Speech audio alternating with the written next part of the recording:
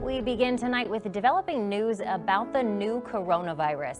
March 4th, 2020, the first case of COVID-19 in Texas was reported in Fort Bend County. While we know this news is concerning, it is not unexpected. It didn't take long for the first cases to arrive in Travis County on March 13th. Austin has confirmed its first 2 cases of the coronavirus disease. And later that day, I am, at this moment, declaring a state disaster. As the virus spread, store shelves began to empty, leading to a plea from the governor. There's absolutely no need to go out and stockpile supplies. As schools shut down, the governor issued an executive order waiving the STAR test. It provides an opportunity for us to kind of hit the pause button. And on March 16th, a grim milestone. The first deadly case of the coronavirus in Texas. The man who died on Sundays was in his 90s. Cities started restricting businesses. Restaurants may be open for drive-through and pickup and delivery only. And on March 19th, the governor imposed statewide restrictions. People shall avoid eating or drinking at bars, restaurants, visit nursing homes or retirement centers. All schools in the state of Texas shall be temporarily closed. It's just very frustrating. As unemployment soared, thousands tried to contact the Texas Workforce Commission to file for benefits. I'm like a hamster in one of those cages, just running and running and not getting anywhere. Even frontline healthcare workers weren't getting what they needed. We need masks, gloves, gowns.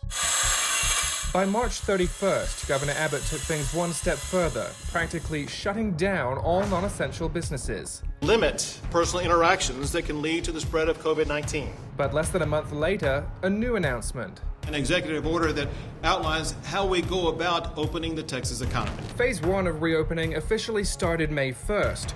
A week later, salons were allowed to reopen. It'll be a little difficult with masks on to work around, but we'll make it work. As Texas surpassed 1,000 deaths, a tribute. The U.S. Air Force Thunderbirds thanking our healthcare and essential workers. We have strategies in place that all 4 doctors on our team approved of to make sure that we will be able to continue to expand business in Texas. By June 3rd, phase 3 of reopening was underway. Restaurants could once again open up to 75% capacity, and bars could reopen at 50%. But before long, there has been an increase in the number of people testing positive. A spike in cases, up to 100,000 by June 19th. It doesn't feel like people are following safety measures. The Texas Alcoholic Beverage Commission says it's strictly monitoring bars and restaurants to see if they're following guidelines. So on June 26th, Governor Abbott pressed pause. He issued an executive order shutting down bars today. And a new order came on July 2nd. I am issuing a face covering requirement for all counties with more than 20 COVID cases. The state hit 500,000 cases on August 11th, but by then the numbers were declining after the summer peak. The thing that the summer taught us was the risk, the danger, the devastation, the destruction, the loss of life that COVID-19 can cause.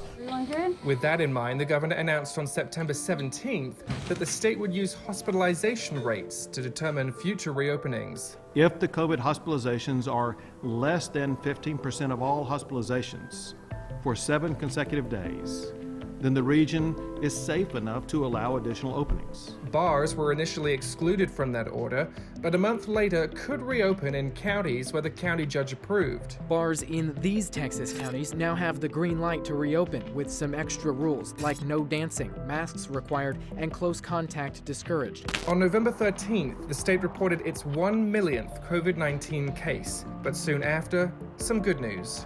The governor says 1.4 million doses of COVID-19 vaccines will be sent to Texas this month. The first shots were given on December 14th. The governor received his a week later. Is that easy?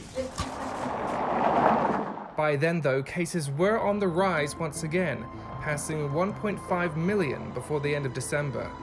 Now, hope grows. Hospitalizations are down to their lowest levels since October. More than 2 million Texans are now fully vaccinated. It is now time to open Texas 100%. The governor made that announcement almost a year to the day since the first case in Texas. He also ended the statewide mask mandate. Still, over the past 365 days, more than 43,000 Texans have lost their lives to this virus. Austinite Shane Riley places a flag in his yard for every one. This isn't just a flag, that's someone's mom or dad.